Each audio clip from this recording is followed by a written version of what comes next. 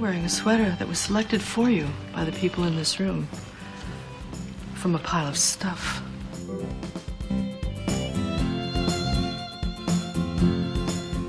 Give me a full ballerina skirt and a hint of saloon, and I'm on board.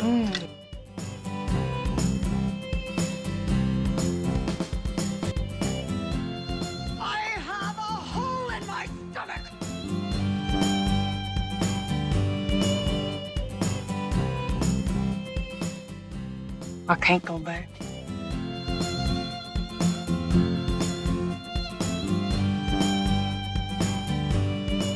I know it's crazy. I just feel like I got a knack for this shit.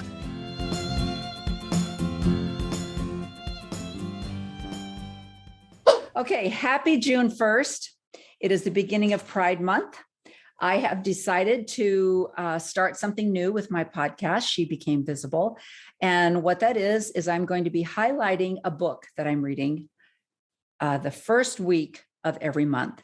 I am very, very addicted to audiobooks. Therefore, actually sitting down and reading a book is very hard for me. The audiobook has allowed me to drive, to hike, to play with children, all kinds of multitasking type things, and listen to a book at the same time. I do know that's not the best. I know that I learn more and I retain more when I'm actually reading the book. And often I will listen to the book on audio as well as purchase the actual book so that I can read along with it.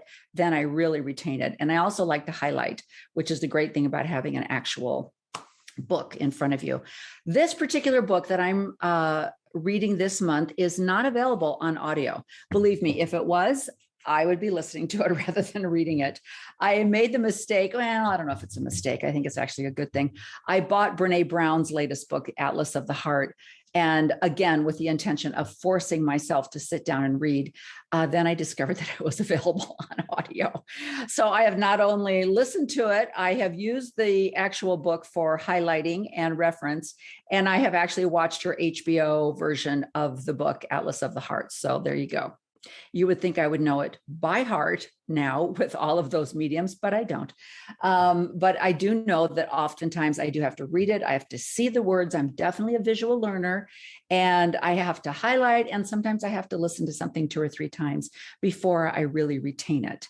So that's an unfortunate thing, but it is what it is, right? I have talents in other areas. So anyway, so this book that I'm introducing to you, maybe I'm not, maybe you've heard of it before, Wife Number 19 by Anne Eliza Young. It is definitely a page turner. And let me tell you, I require that of a book. I cannot force myself to read a book that takes me 2 or 3 chapters before I get into it. I have to have a book that catches me from the very beginning and then calls to me. If I am forced to put it down, I can hear it in the bedroom on the nightstand saying, come back, come back. That's what I require of a book. And that is exactly what this book does. So well written, so articulate. It is that a word for reading? I don't know if it's just a speaking word, but it's amazing. Okay. And what I love about it is I recently was watching a Ken Burns documentary on Ernest Hemingway. And one of the things that he said was he likes to, when he writes so that people actually feel the life experience. He wants them to feel that they as well are eating or experiencing whatever it is he's writing about. And one of the things he said was, let me read you this quote. Don't let yourself slip and get any perfect characters. Keep them people, and don't let them get to be symbols. There was a quote that was on the Ken Burns documentary where he talks about never just telling the good side of people, that you have to tell both sides of people because that is reality. And I love, though, what he said about when you only give a perfect version of a person, they become a symbol rather than a real person. And definitely in the Church of Jesus Christ of Latter-day Saints, otherwise and appropriately known as Mormons, they only portray the good side. They only portray the symbol side of people, which I feel makes all of the rest of us humans always feel inadequate. We never feel like we're enough because we couldn't live up to the standard, the bar that has been set by these portrayed perfect individuals. I think that's very damaging. I believe that there would not be as many people leaving the church if all of these humans that have been instrumental in the development of the Mormon church, if they were portrayed as humans with fallibility. And it's very ironic because the church is the first to say that the people that God has to work with are human. And unfortunately, that means they're fallible. They say that, but then they will deny anything as being imperfect or wrong, or that it was intentional. Everything is an unintentional mistake. They never apologize for anything. And one of the biggest things that I think has been portrayed, or one of the most important people, are the first two prophets of the church, Joseph Smith and Brigham Young, because there were such dramatic events surrounding their lives, the actual beginning and founding of the church, and then taking the members of the church across the plains and colonizing the state of Utah, which was not the state of Utah, obviously, when they went there. But Brigham Young led the people and went there. Joseph Smith led the people and created this only true church upon the earth. So these are the first two symbols of the church, and they are only portrayed as perfect, fabulous, amazing tools in God's hand. Well, they were tools, all right, but I don't know about in God's hands. Anyway, so what I love about this is I believe that Anne Eliza Young is telling a more perfect version of who these people were. And I think it's refreshing. I think if you are beginning your deconstruction in the church, this might be one of the first books you read, because there's a lot of history in there. And it will definitely be a very great way to start you down the path of deconstruction. And I believe it will open your eyes to other trails that you can go down. And I think it's a good way of starting out, because she was kind of a person that was there, that her story is her story. It's not a third person retelling. It's actually her story of what happened. And hey, I'm not saying that everything she says is 100% confirmed, but I'm saying she's really close, a lot closer than some of the people are today that are doing, making commentary and research. You know, she was there. This is her story. Whether it is a truth, it is her truth.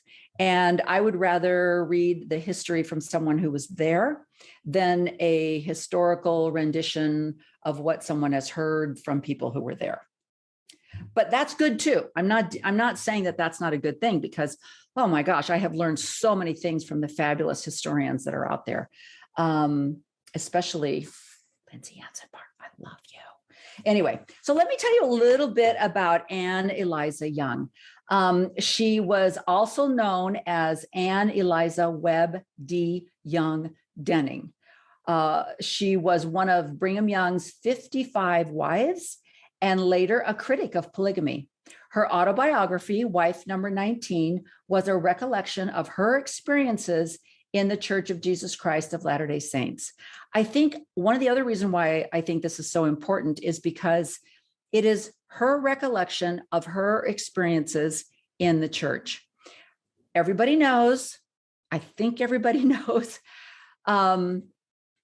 that there is a special on the Hulu channel right now called Under the Banner of Heaven. And there's been a lot of chit chat about whether it's a true story of a Mormon's life. And what I've heard is it might not be your story, but it is someone else's story. And just because you didn't experience that as a member of the church doesn't mean it doesn't happen, doesn't mean it didn't happen, doesn't mean that there isn't truth there. So I believe that her recollection is another thing we can listen to, another side of the story that we can take in. So she grew up in a polygamous household, which moved to Utah during the Mormon migration. Anne Eliza was married and divorced 3 times, first to James D., then Young, and finally Moses Denning. Her divorce from Young reached a national audience when Anne Eliza sued with allegations of neglect, cruel treatment, and desertion. She was born a member of the LDS Church, but was excommunicated shortly after her public divorce from Young, which seems to be the standard behavior. If you don't go along with everything, and if you happen to open your mouth about anything, you will get excommunicated. So that's a way to be open and honest. Anyway, she was born in Nauvoo, Illinois in 1844 to Chauncey Griswold Webb and his wife, Eliza Jane Churchill. Chauncey Webb was a 32-year-old carriage maker, and Eliza Jane, a 29-year-old school teacher at the time of Anna Eliza's birth. Anna Eliza was the youngest of 5 children, 4 of which survived to adulthood. Her 3 older brothers were Chauncey Gilbert, Edward Milo, and Lorenzo Dow. Anne Eliza was about a year old when her father took a second wife, Elizabeth Taft, in accordance with the temporary polygamous practices of the LDS Church. In 1846, the Webb family moved to the Salt Lake Valley with the Mormon pioneers. As a teenager in Utah, Webb and other Latter-day Saint young people participated in local theatricals and dancing.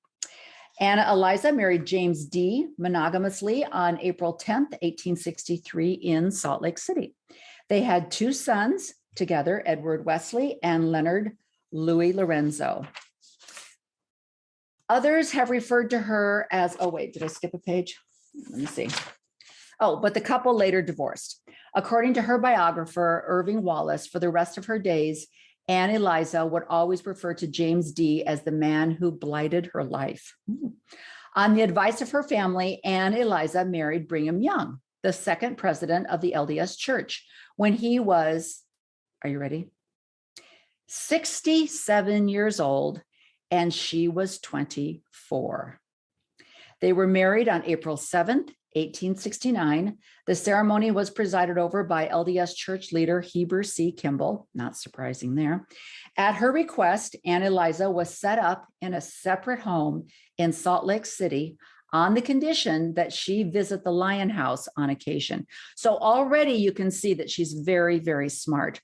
So she was willing to marry Brigham Young at 24 when he was 67, but her conditions were, I will get my own house.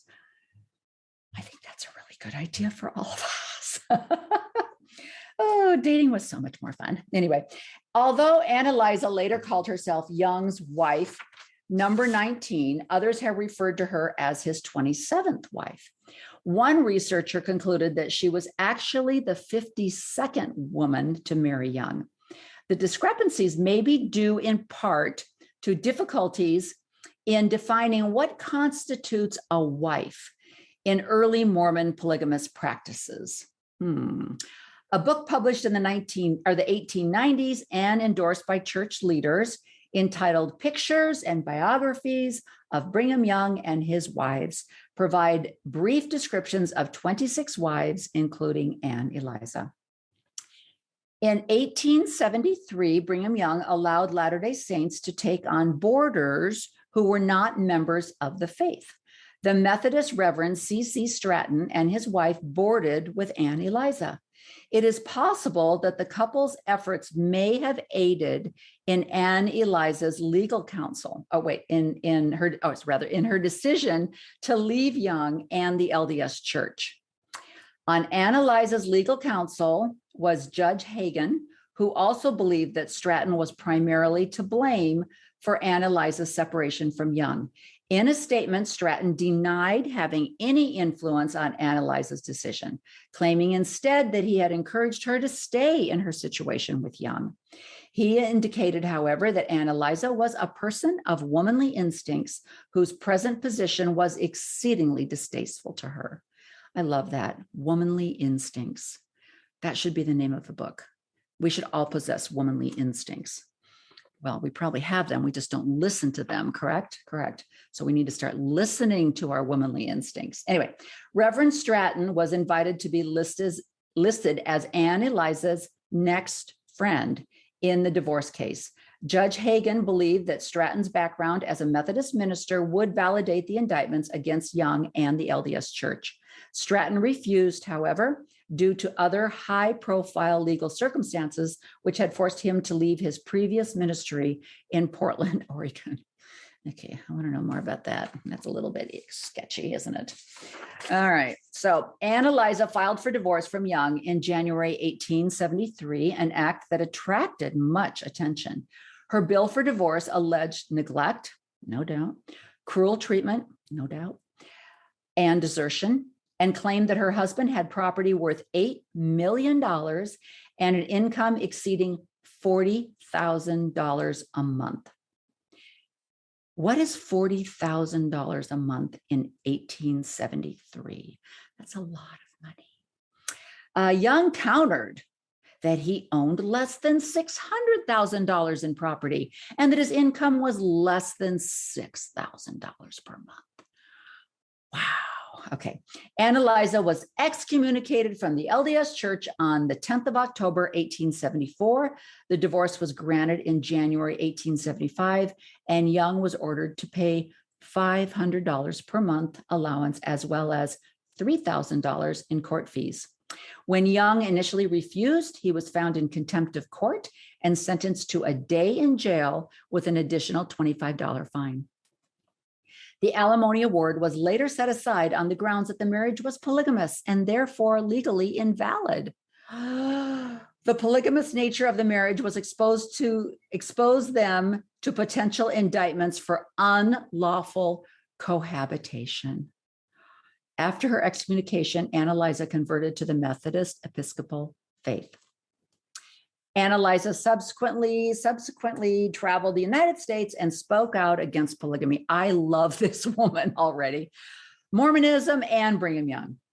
She testified before the U.S. Congress on April 14th, 1874. A couple months later, the Poland Act was signed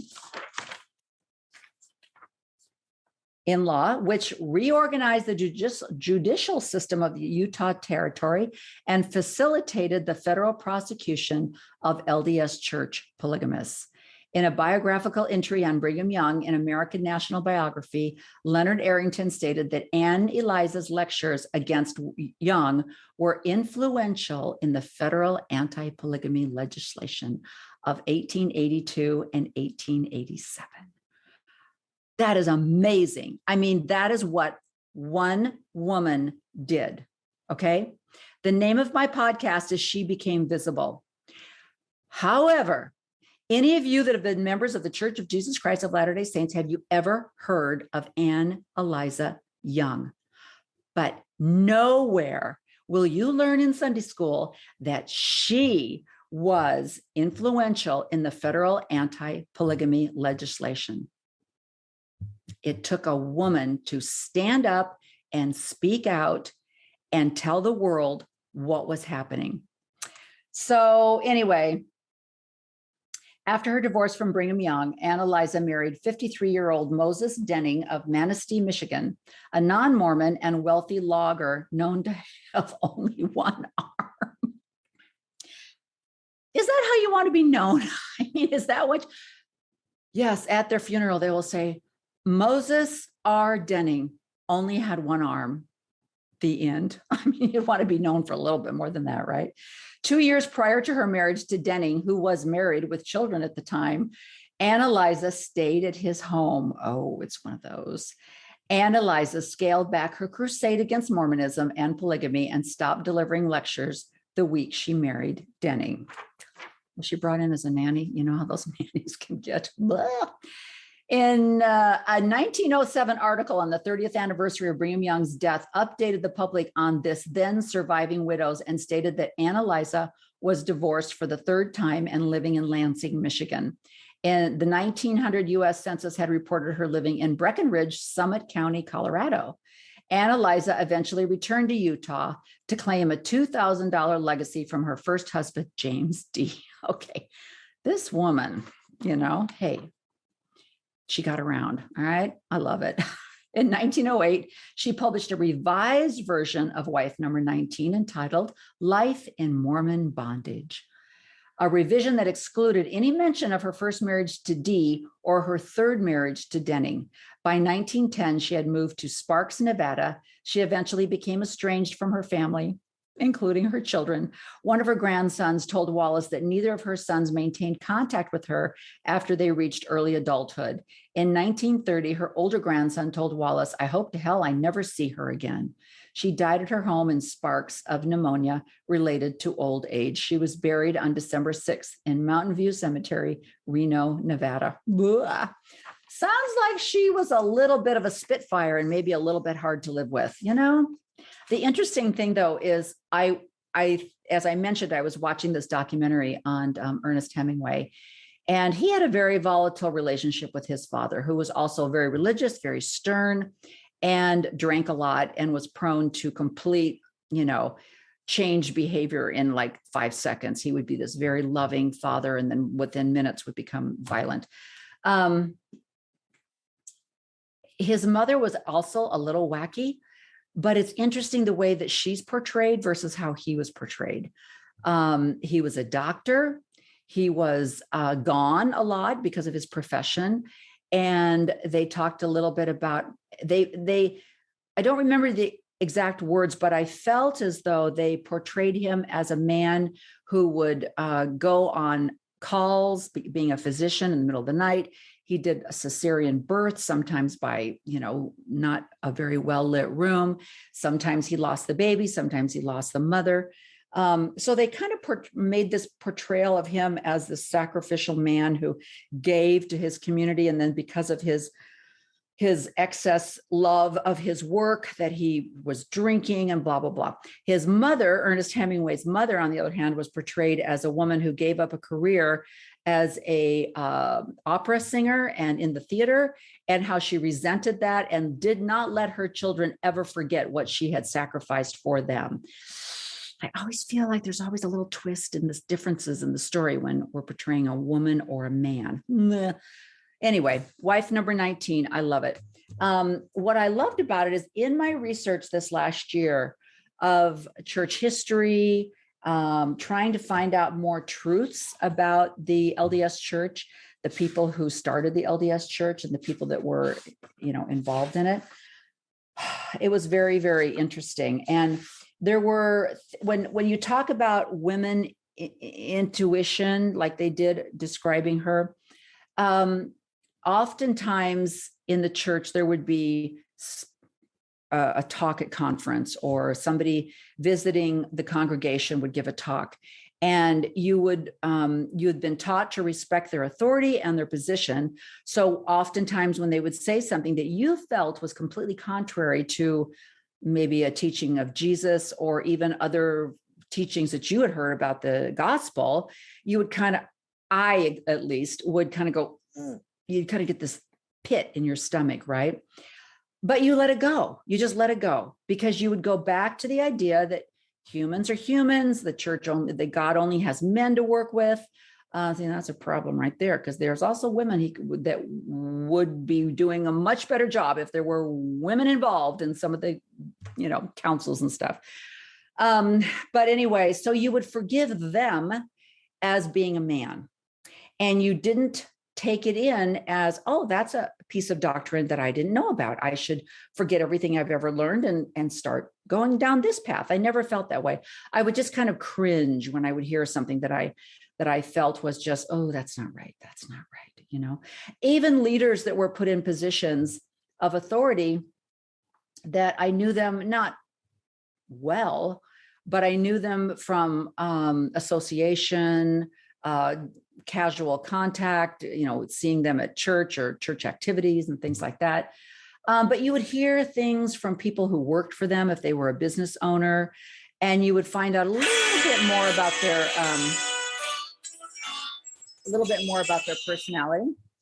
So, and you would find out, like, I don't think this person's a very honest person. I think this person doesn't do business really on the up and up. And so then when they would come and speak at church and you would kind of find out some things about how they run their business, you would be like, wow, that was an interesting talk you just gave on honesty. When I know you just cheated all of your employees out of their bonus checks, something like that, you know? But again, I never, ever researched the Church of Jesus Christ of Latter-day Saints. I never researched their history. I would, I had 6 children. Okay. One of them whom is extremely disabled, who required oxygen tanks when I started going back to church right after he was born. So I'm hauling 6 kids and oxygen tanks to church by myself. Reading church history was not anywhere on my list of things to do. Okay. I just took for granted the things I heard, right? The things that were taught to me. And they were always lovely and beautiful and inspiring and motivating to be the best person that you could be, because look at these people, look what they went through. They were the best that you could ever want, right? So it wasn't until I started hearing some things, and honestly, it was an innocent delve into some things that were happening politically that started me down the rabbit hole of looking into more of our church history. I remember hearing one time, and this is really silly, but I remember hearing one time that Tom Hanks did not like the Mormon church.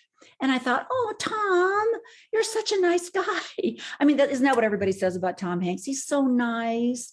But I thought, wow, you hate the Mormons? Why is that? I didn't know anything about Prop 8, knew nothing about Prop 8. Okay. Again, I'm raising 6 crazy children, 4 boys. Okay. 2 girls and 4 boys. All I have to say is 4 boys, and anybody that's a mother out there goes, oh yeah, I got it.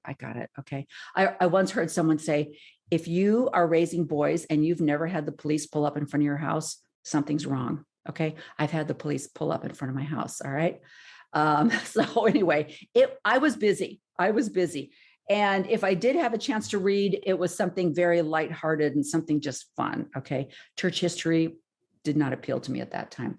Anyway, but the more I started delving into it the last couple of years, I started reading things. And I remember, you know what? And even in my defense, I will tell you, one of the scripture sources that the Mormon Church uses is a book called The Doctrine and Covenants.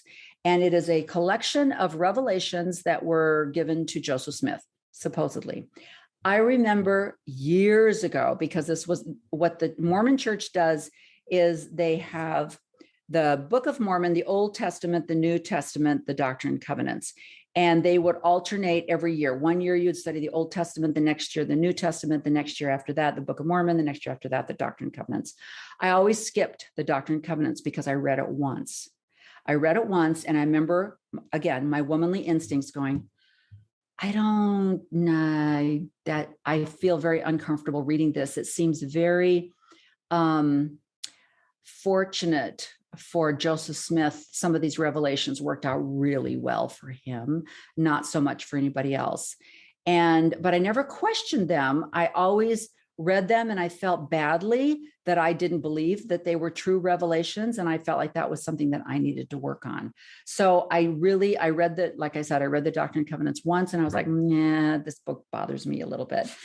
But anyway, but then when I started reading church history more, and I started hearing about what was happening in Palmyra, and then what was happening in Kirkland, Ohio, and then what was happening in Missouri, and then what was happening in Nauvoo, Illinois. And I remember reading that Joseph Smith was a scam artist. He should have been arrested for fraud. And I couldn't believe that everybody was like, well, he was just, again, he was just human. He was just doing the best he could.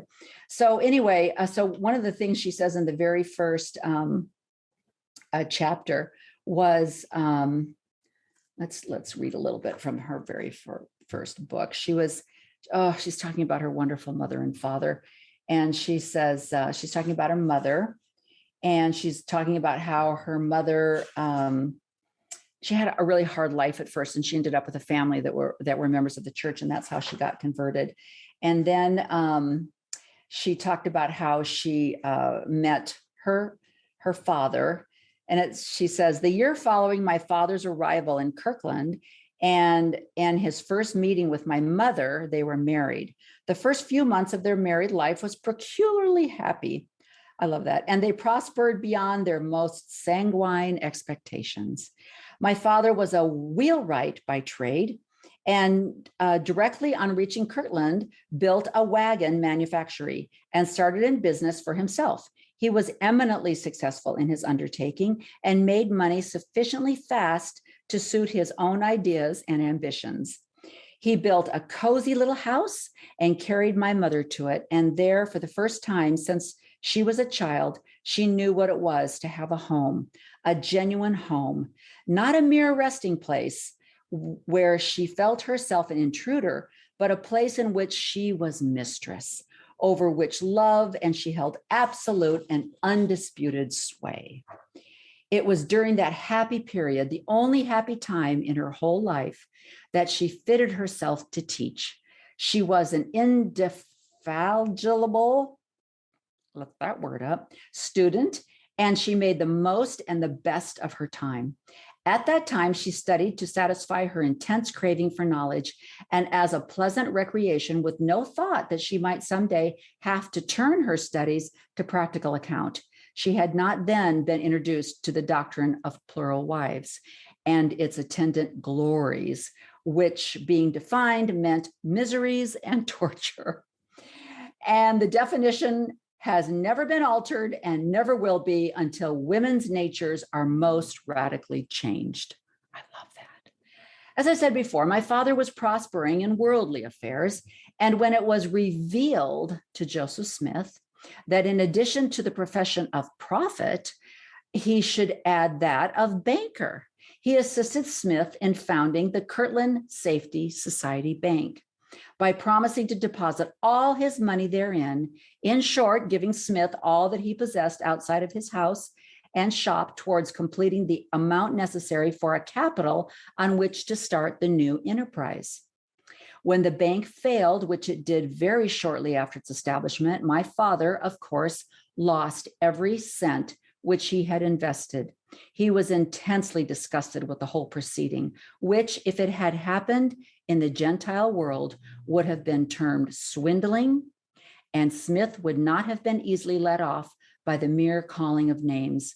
Many Gentiles who had suffered by the failure were not so lenient as Smith's followers and demanded that the prophet should answer to the complaint of swindling before the United States court.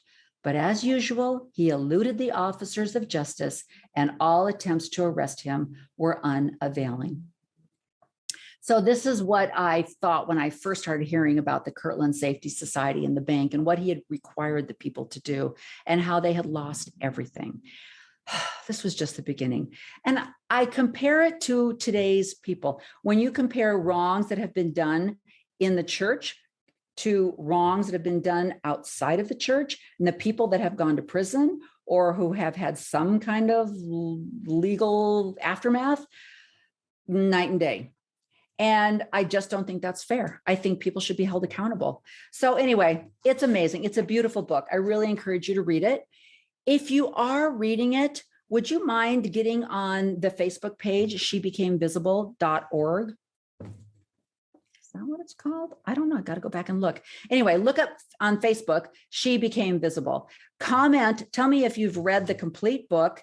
If you have, give me some of your feelings. I did look up some of the Amazon reviews, and I thought they were really, really interesting. Let me find it again.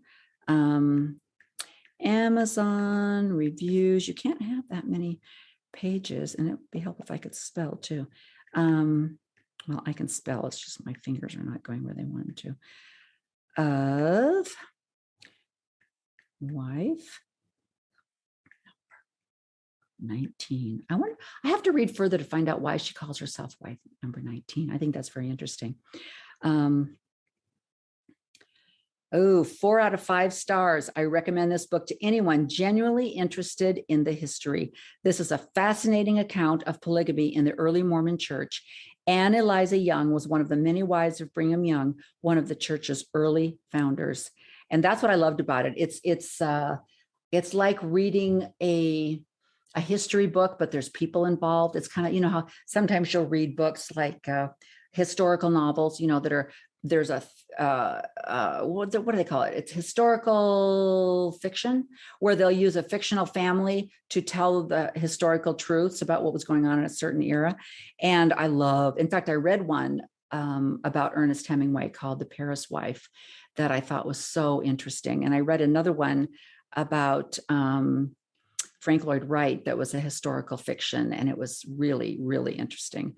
But anyway, some of the reviews that are on Amazon for the book are, as a once true believing convert of the Mormon faith, I knew little of the polygamous and polyandrous lifestyle of the early saints. I had been taught for over 35 years in church, Sunday school lessons, church talks, general conference, family home evening, relief society, and firesides, the sanitized version of polygamy. The version I was taught was and still is a very weird, almost acceptable version of polygamy. I was taught that polygamy was practiced by a small percentage of church men, extremely worthy men, to help with the surplus of widows and children of slain men of the church due to early historical church accounts of persecution. The purpose? To live and have a stable and caring environment, to take care of those widows and orphans that had no way to support themselves in the 1800s. However, the reality of the truth is so much different, so much uglier, and so much more disturbing than the sanitized version we have all been fed over the years. The author of Wife Number 19 was Brigham Young's 19th wife, Anna Liza Young. She gives us a firsthand account of a full believing member of the early church and the dangerous lifestyle and deadly deeds of its own members. I think that's a good review. So in conclusion of my book review, if you have not listened to Lindsay Hansen Park's podcast, A Year of Polygamy, you need to start with number 1 and work your way through, because Lindsay is adamant of telling the true story of polygamy and not the sanitized version. And it is that probably is very high on my list of one of the reasons why I am no longer a member of the church, because that is nothing that I could never, ever go along with that. I could never turn my eyes away, looking the other way and say that was okay. That was an okay thing to do. So anyway, June 2022, this is the book that we're going to talk about this month, or that I'm going to make myself finish. 397. How many pages? 372 pages. That's not bad, but it's like this kind of 397. There's no pictures in this book. Okay, people. Anyway, all right. Have a great Wednesday. Happy June 1st. Happy Pride Month. And I hope you enjoy reading the book. And like I said, would you get on my Facebook page and tell me if you are reading it, and tell me what your feelings are? I'm open, right? I'm here to learn. All right. Have a great day. And don't forget to become visible. Stand up, be who you are, set an example for everyone around you. All right. Bye.